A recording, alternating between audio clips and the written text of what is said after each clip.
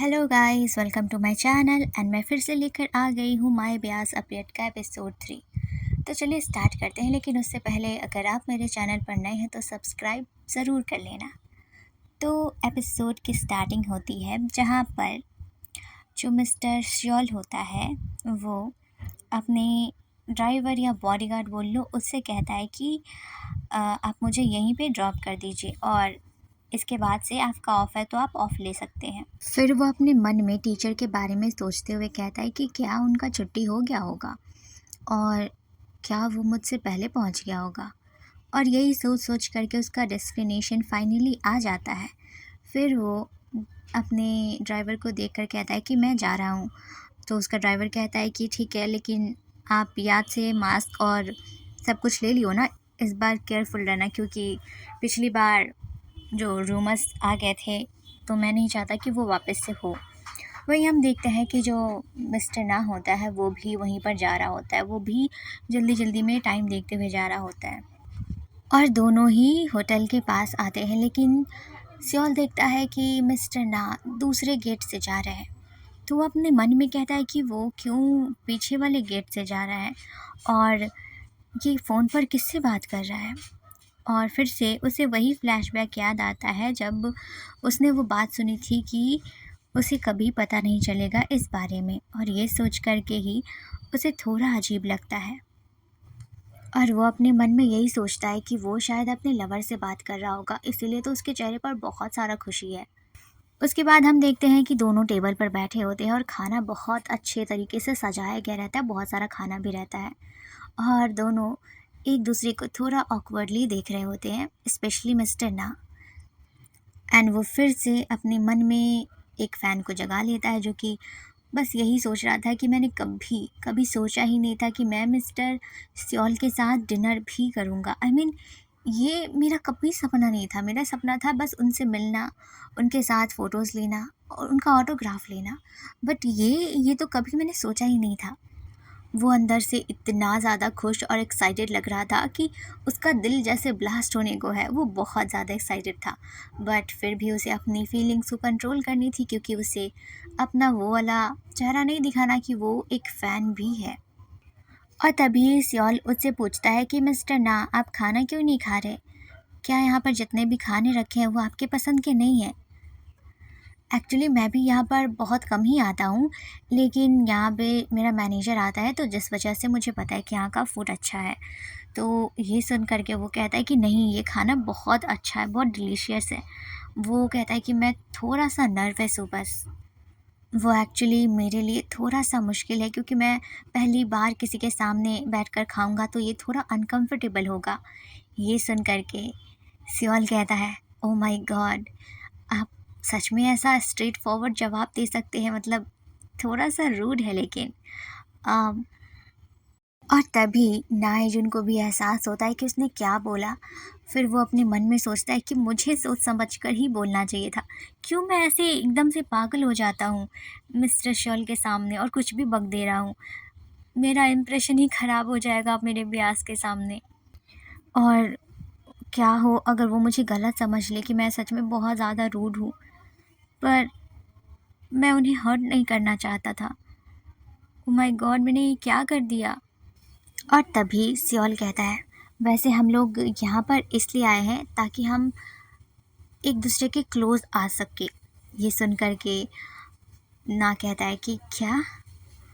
आ, और मिस्टर ना, क्या आप मुझे अपना नंबर दे सकते हैं? उसके बाद हम देखते हैं कि उनका डिनर कंप्लीट हो चुका होता है और वो दोनों होटल के बाहर थे और मिस्टर ना कहता है कि थैंक यू डिनर कराने के लिए।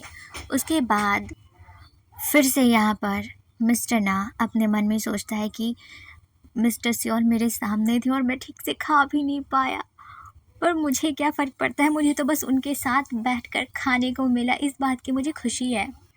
फिर वो एक साइड के डायरेक्शन को दिखाते हुए कहता है कि अब मुझे चलना चाहिए। और वो अपने मन में यही सोचता है कि अगर मैं एक और पल यहाँ पर रुका ना, मेरी हार्ट अटैक से मौत हो जाएगी। मतलब मैं इतना ज़्यादा खुश हूँ मिस्टर सियोल के सामने, और सच में मैं अपनी खुशी कंट्रोल नहीं कर पाऊँगा। और तभी ये सुनने के बाद सियोल होता है तो वो कहता है कि मैं आपको ड्रॉप कर देता हूँ ना, क्योंकि मैं लेकर आके आया था, तो मैं ड्रॉप कर देता हूँ। पर मिस्टर ना कहता है कि यार कोई ज़रूरत नहीं है, मैं चला जाऊँगा, मुझे कोई प्रॉब्लम नहीं है। और ये सुनने के बाद तो फिर से मिस्टर ना सोचता है कि अगर मैं उनके साथ कार में अकेले बैठा तो मेरा दिल सच में बाहर आ जाएगा, मतलब मैं अपने दिल को कंट्रोल ही नहीं कर पाऊँगा। और तभी सियोल उसके हाथ को पकड़ते हुए बहुत प्यार से कहता है कि मैं आपको घर ड्रॉप इसलिए करना चाहता हूँ ताकि हमें थोड़ा और टाइम मिल सके एक साथ। सो प्लीज़ मुझे मना मत करना। और वो इतनी क्यूटली तरीके से बोला रहता है। एंड इस बार भी मिस्टर ना अपने ब्यास को मना नहीं कर पाता और वो ओके बोल देता है और फिर दोनों कार में बैठे होते हैं। और मिस्टर ना अपने मन में यही सोच रहा था कि मैं सच में खुशी के मारे मर ही ना जाऊं। पहले डिनर और अब ये home drive, oh my god, सच में ये ये सब सच है और मैं यकीन नहीं कर पा रहा। ये सब बिल्कुल किसी सपने जैसा है। और तभी सियोल कहता है कि मैं ये सब लंच के टाइम से ही सोच रहा था एंड आपके बारे में जब जाना तो ऐसा लगा कि आप ग्रुप में होकर भी खो गए थे, सो दैट्स वाई ये सब है। तभी वो कहता है कि हाँ एक्चुअली मैं ना किसी भी आइडल्स या ये सब में मतलब नहीं सोचता इन सब के बारे में, सेलिब्रिटीज़ के बारे में, तो मुझे ज़्यादा आइडियाज़ नहीं होते। बट हाँ, मैंने कुछ समय पहले ही आपका गाना सुना था। और फिर वो अपने मन में ये कहता है कि मैं तो ऑब्सेस्ड हूँ मिस्टर सियोल आपसे, एंड मैं सबसे बड़ा फ़ैन हूँ, पर मैं ये आपको नहीं बता सकता। तभी सियोल कहता है कि मैं समझ गया, अब से मैं थोड़ा ज़्यादा हार्ड वर्किंग करूँगा ताकि शायद मैं फेमस हो सकूँ और आप मुझे जानो। तभी ना एजुन उससे पूछता है कि आप शायद जानते होंगे किसियोंग के बारे में, और वो आवर लीडर ग्रुप है। एक्चुअली उसका ड्रामा भी आया था, उसकी रेटिंग भी काफ़ी अच्छी थी।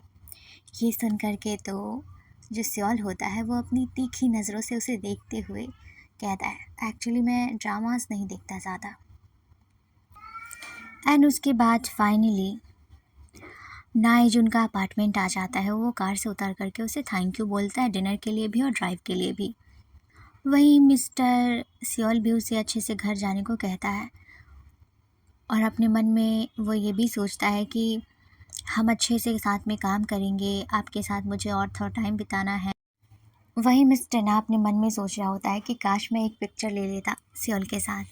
और उसके बाद फिर वो जाने के लिए मुड़ता है और उसके दिमाग में बहुत सारी बातें चल रही होती है कि उसके सपने अचानक से पूरे होने लगे हैं। कहीं मैं मरने तो नहीं वाला ना, इस वजह से शायद मेरे सपने पूरे हो रहे हैं, या फिर मैं कहीं किडनैप हो जाऊँ या कुछ भी हो सकता है।